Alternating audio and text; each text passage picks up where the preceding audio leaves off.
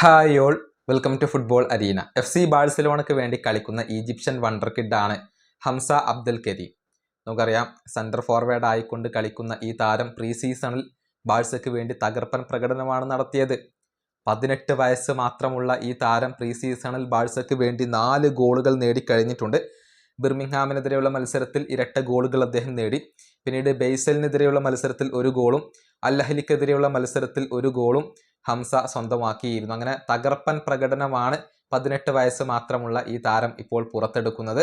ഇദ്ദേഹത്തിൻ്റെ കാര്യത്തിൽ ഇപ്പോൾ ഹാൻസി ഫ്ലിക്കിനും FC ബാഴ്സലോണക്കും പുതിയ പ്ലാനുകൾ ഉണ്ട് എന്നാണ് സ്പാനിഷ് മാധ്യമങ്ങൾ റിപ്പോർട്ട് ചെയ്തിട്ടുള്ളത്.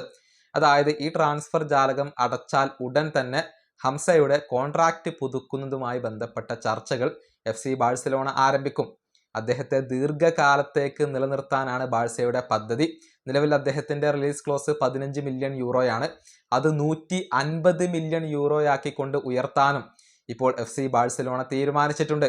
അതായത് ഈ താരത്തെ കൈവിടാൻ ബാഴ്സയ്ക്ക് പദ്ധതികൾ ഇല്ല.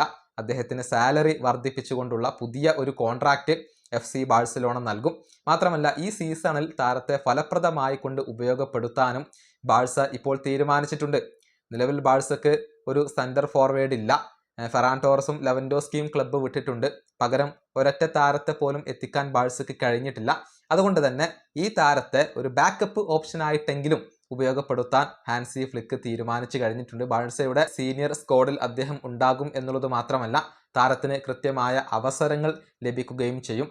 ഏതായാലും 18-കാരനായ ഹംസയുടെ ഏറ്റവും മികച്ച സമയമാണ് ഇനി വരാൻ പോകുന്നത്.